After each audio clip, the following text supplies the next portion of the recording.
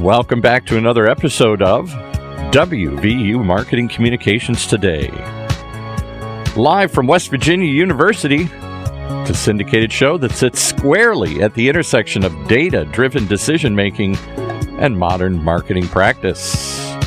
Brought to you by the good folks at the WVU Online Marketing Communications Program. It's time for Cyndi Greenglass, as the music cut off rather quickly there. Hello, Paul. Nice to see you and hear from you again. Yes, Another it is. Great show is ahead of us. What's it like down in Wheeling, West Virginia? Or where are you in Wheeling or Morgantown? I always forget.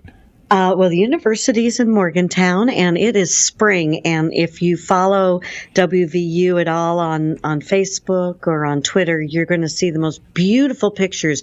Tulips blooming. Wow. It's gorgeous. And no bomb cyclone is happening in West Virginia.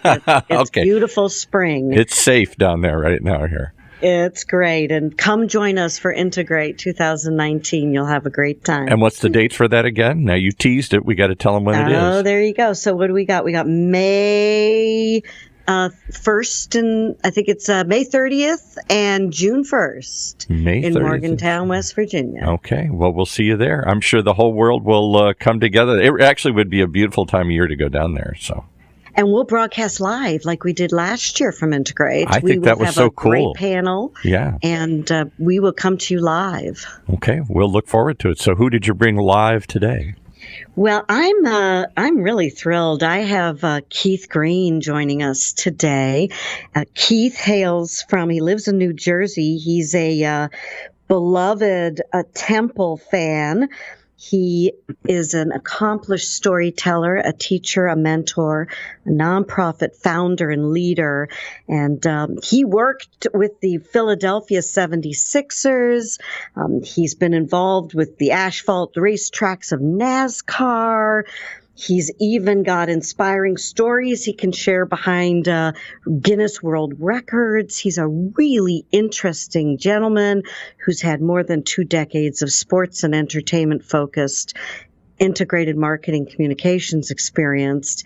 And so I'm thrilled to welcome in Keith on our show. Hi, Cyndi. Good afternoon. Good afternoon. Thanks so much for joining us. And I gave a little bit of a setup there. There's so much that I can say about you. I know that you have a PR marketing, community relations, and nonprofit role. You've been a leader in founding Autism MVP Foundation. You're extremely active in helping provide quality education and autism-focused educators. You also work with bringing the intersection of sports and autism together. And it's just a fascinating combination of passions that you have that are also layered on top of your deep and wide experience as an educator and an academic. And so this is going to be a really interesting conversation for us. So thank you for joining us. It's my pleasure. Thanks for having me on. For those of you who do not know, April is Autism Awareness Month. And so we wanted to have Keith as a guest this month to increase our understanding of autism for those of us who may or may not know a lot about it. And also to talk about this intersection of sports and autism and how they actually intersect, which fascinates me.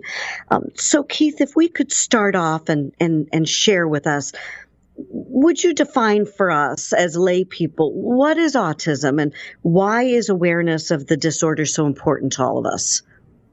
Sure, absolutely. So autism, first of all, it's a neurological disorder. It's not a disease like something unfortunate like cancer. It's a neurological disorder, and it impairs a person's ability to, or it can impair a person's ability to learn, focus, and interact socially with others. And the reason it's important for initiatives like Autism Awareness Month is because autism itself is a very complex disorder. And you may have heard or be familiar with the term the autism spectrum. it is labeled as such because it is exactly what it says it is in terms of it being or the symptoms being very diverse for different individuals. So you might be able to have a conversation with somebody and sit next to them or interact with them, and maybe you don't know that they have the disorder. On the other end of the spectrum, you may have somebody who might need lifelong care, is nonverbal, something like that. In between there, you might have somebody like my son, for example, who I would say sort of middle of the road in terms of being able to communicate and learn and go to school and function independently. So it really can vary very, very widely. So that's the challenge of it. And the reason, again, these things are so important is you'll often hear about, sometimes you hear like celebrities that will come out and say, well, I think I have autism, or I'm on the autism spectrum, or my husband is, or, Jerry Seinfeld came out with this a couple years ago, and he said, I think I'm on the autism spectrum. And while that is helpful, it may not be helpful for people to understand sort of the scope and the potential severity of the disorder. Very interesting. So tell me and our audience a little bit more about your personal journey, maybe with your son, if you don't mind sharing a little bit, but your personal journey from awareness to engagement and involvement and your own personal experience with autism and how that has defined maybe for you some of the decisions you've made in your career and in your life. Yeah, absolutely. It's interesting because I'm the type of person who, while we're all private to a degree, I'm always happy to share my experiences with people. That just sort of goes into, I think, the innate nature of who I am and what I'm about. I'm experienced in marketing and PR, as you mentioned. So I'm always happy to share my experiences with others in a number of different ways, whether it's through something like this or teaching or whatever it is. And even when it's personal like this, I think it's important for people to really understand perhaps if they have a child or a relative or a neighbor's friend who might be on the spectrum, what could they look for, and what they should be just sort of aware of when they're around somebody who has autism. But to take a step back, our son was diagnosed just shy of his third birthday. We felt some things were not quite right. He wasn't progressing as quote unquote, you would think or sort of normal. I hate to use that word, but there was not a linear projection or path for him in terms of speaking, interacting, and things like that. Eye contact. He had some. He would often flap his hands and things like that, and pick at his hair and stuff that just we didn't feel was a normal trajectory for a child that age. So it's extremely, of course, concerning when you see things like that with your child.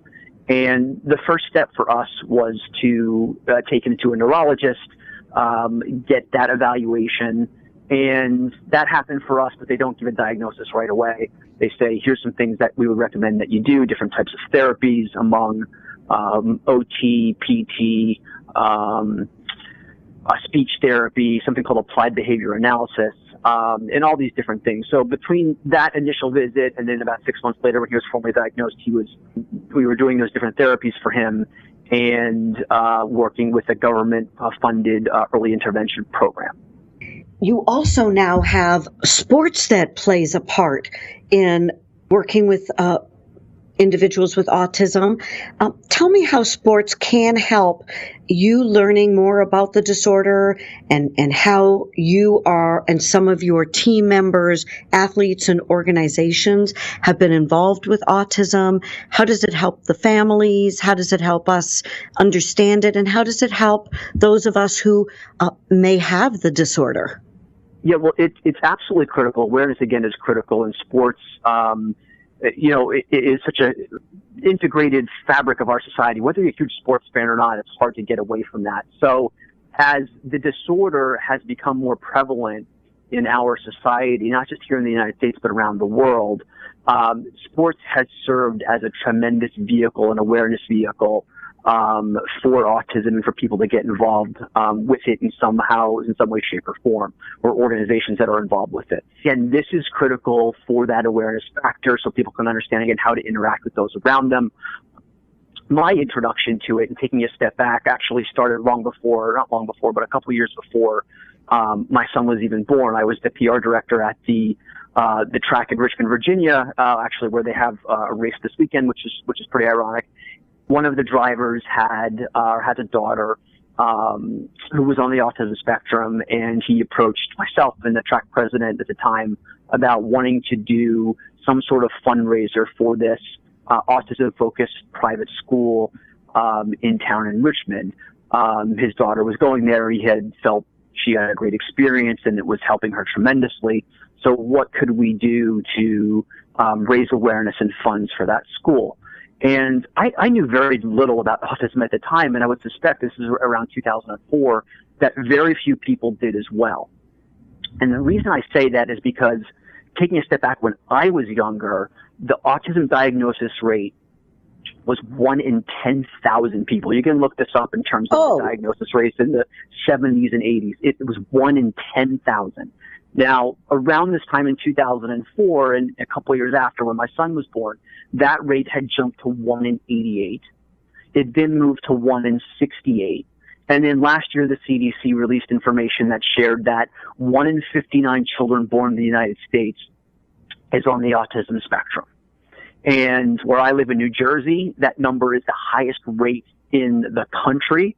And the county I live in has the highest diagnosis rate within New Jersey. So it has ended up, even though my son was born in Richmond, it ended up hitting very close to home for me from that perspective. But going back to this situation with, his name was Hermie Saber, great individual, great man, and his wife Angie, just wonderful people. They came to us and said, what can we do to raise funds? So that was really my first exposure to autism at all on any sort of individual, personal basis. From there, over the years, as Autism Speaks was formed around that time, which is just a giant organization that's doing great work nationwide, other organizations started forming around research, around prevention is not the right word, but around research and around education and just really helping people understand more about the disorder. And slowly that started to really integrate into sports.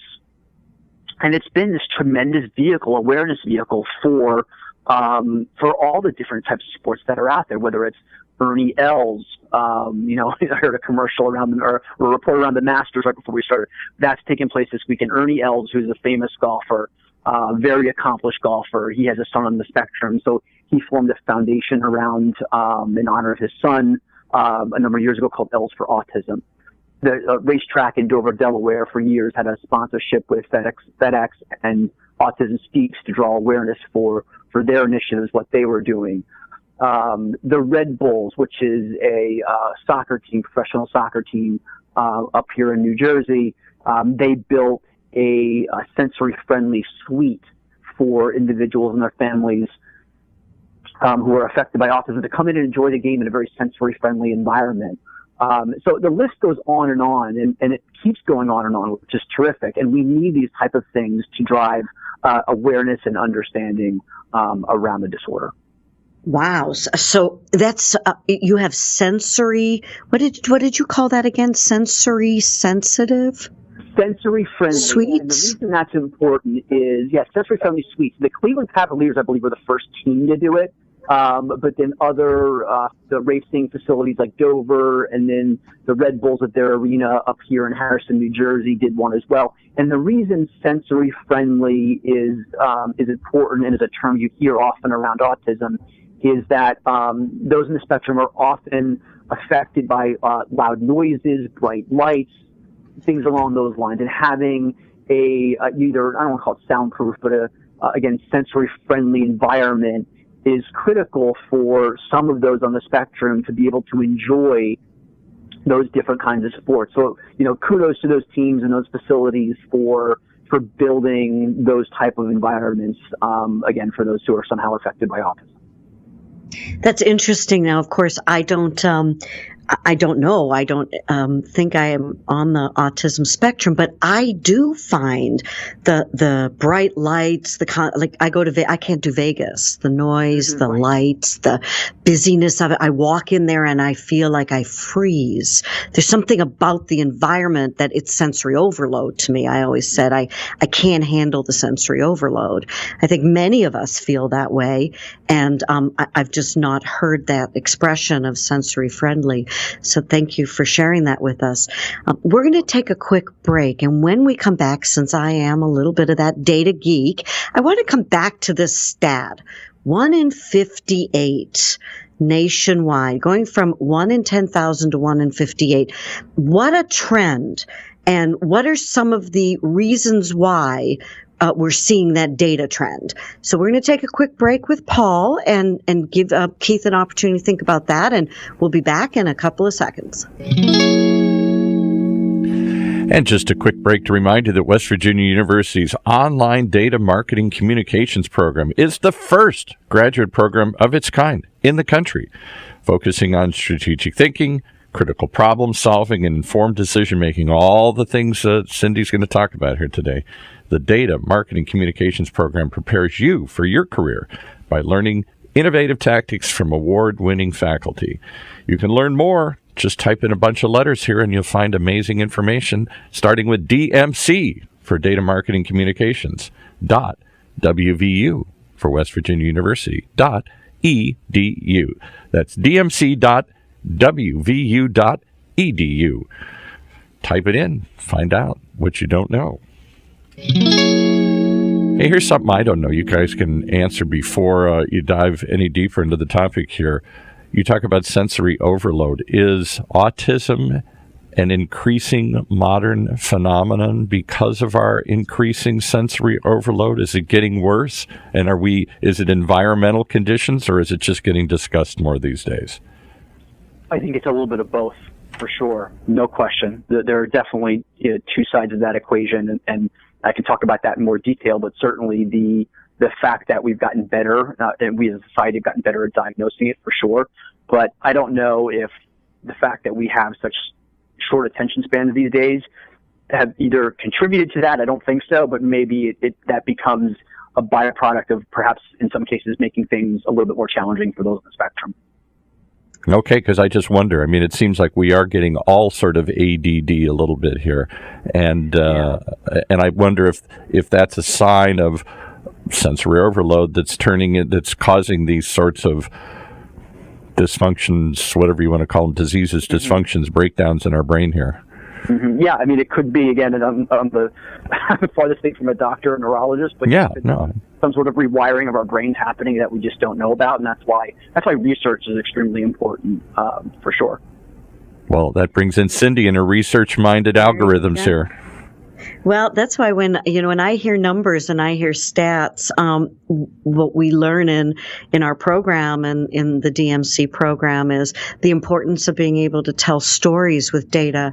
Numbers don't say the whole story. Numbers are interesting, but they may not tell the story of what it means and the implications and put it into context. And so content or numbers without context fails to have the impact. So, but when you hear something as compelling as what you stated, Keith, you said we were at 1 in 10,000 and we've moved over the last, 30, 40 years to such a compelling number. If 1 in 58, and if you're familiar with medical statistics or population health, that's a really significant number.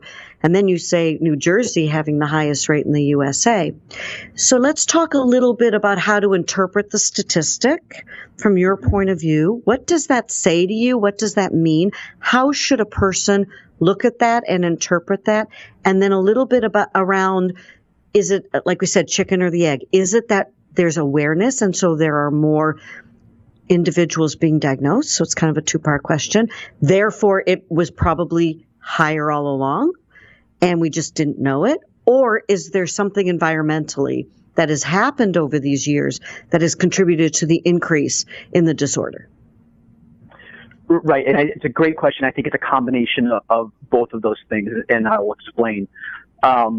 Certainly, as a society, the medical field has, without a doubt, improved their methods for detecting autism spectrum disorder.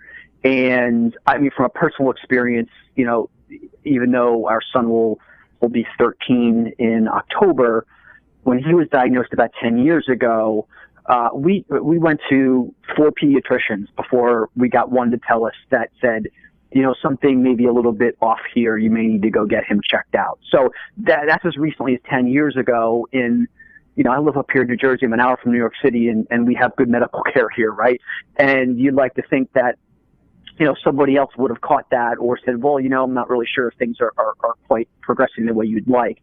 So I will say for certain that we have, the medical profession has advanced to the point where they've gotten better at diagnosing it, despite my story, for sure. And then they've also sort of defining the spectrum itself has also, I think, contributed to that. And what does it mean to be on the spectrum? Again, whether it's that person who is, sort of very high functioning and, can go off to college and be successful in life.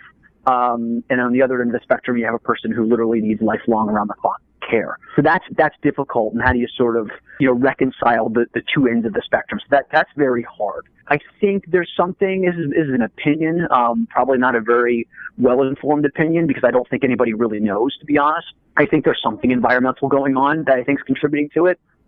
I don't know what that is. I don't want to speculate on it. You hear a lot of people talk about immunizations, and it's just not a path I'm interested in talking about, because it's just such a polarizing issue. It doesn't make sense to discuss it. But I do think there's something in the environment going on that's probably contributing to the skyrocketing numbers. I also wonder, would you say that there's it's been destigmatized as well, if that's a term, that there's less stigma around the disorder? People are more willing to talk about it and share, and maybe parents are more open-minded to say, my child may be developmentally delayed, or my child may be exhibiting some behavior I don't understand, and I'm more willing to ask the question of a medical professional and see, what does this mean, as opposed to perhaps they were concerned or didn't want the stigma in the past? I think that's a great point. And I'll share from personal experience, when you have a child where you think, might be on the spectrum or some other challenge, that's a hard thing to talk about with your spouse. It's a hard thing to articulate to a doctor or your family or whatever it might be. It's just sort of that idea of, well, if I don't articulate it, maybe it'll just go away. And that's natural. It's natural. My wife and I went through it a little bit, but, we came to the realization very quickly that we needed to get him checked out. You think that he's going to progress, and he did in some areas, and some others he didn't. But I think that's a great point, Cyndi, in that, yes, it's out there more. You cannot talk to a neighbor, friend, colleague, whatever it is, who isn't somehow affected by the disorder or has a relationship somehow with somebody who is on the spectrum. And you're really helping contribute to this awareness and education with your Autism MVP Foundation and the activities that you are personally engaged in. Can you share with us and our audience why what you're doing is helpful and why it's important, and a little bit more about the foundation? Sure, absolutely. Well, it goes back to what you talked about at the top, Cyndi, and it goes back to data. There is an extremely bad math problem going on here. And what I mean by that is, when you look at the data points that I discussed, the diagnosis rate, which, by the way, I mentioned it was 1 in 59. I believe that data is based on information that is now 2 years old from the CDC. It's just because it takes them so long to accumulate the information and then get it out. So I promise you, the next time that number comes out, probably another 2 or 3 years, and it'll probably be based on 2018 or 2019 data, it's going to be, quote unquote, worse than that. So we have a math problem. And what I mean by that is that if you compare the diagnosis rate of autism to the birth rate of the United States, in other words, the number of children being born every year in the United States, that means more than 50,000 kids are born every year and eventually get that autism diagnosis that are entering our public school and social systems. And the math problem is that there's simply not enough people who are either willing to be in these fields of special education or autism-focused studies or the different therapies I mentioned, or they don't have access to sort of the latest and greatest training. And that's why I started this foundation, and our aim and our goal is to increase the number and quality of autism-focused educators and therapists. Well, you said it Very well. We have a bad math problem. I really love that. As a data professional, everything starts with the facts and being able to quantify what does that mean. The number in and of itself doesn't tell the story.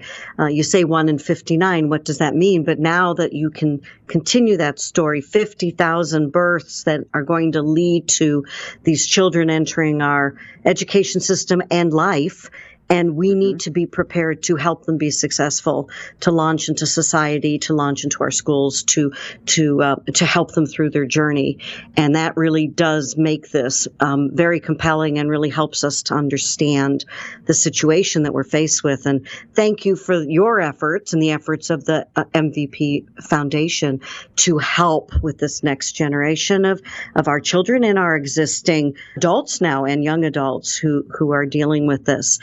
Keith, we have just about a minute or so left, and while we wrap up our time together, I'd like to give you a chance to say, if for the parents out there who may have a child with autism, do you have a few parting words that you would like to share as we close out our program for today? Certainly, and I'll say that it can be frightening that if you don't know exactly what's going on, but I'll say a few things. Get help. Go to a pediatrician. There is no cost but your time and maybe a little bit of money, hopefully, to get your child checked out. If it's not with your pediatrician, you still suspect something's wrong, go to the next one, and then go to the next one. You don't want to look for something that's not there, but if it's in your gut and your heart that something's maybe amiss, then keep going until you get those answers. Doctors are obviously smart people. It doesn't mean they're always right. And then the second thing is, once your child gets into the public school systems, it is critical, 100% critical to your child's future, to make sure that you know what the laws are and what your child is entitled to. And what I mean by that is that the government says your child is entitled to a free, and here's the key word, appropriate education.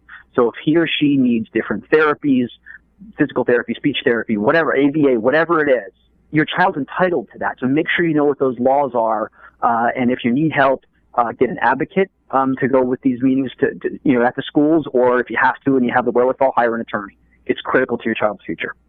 Know your laws, know your rights, and advocate. With that, I thank you, Keith, for being with us today, and I'm going to send it back to you, Paul. We wish you all a very good day.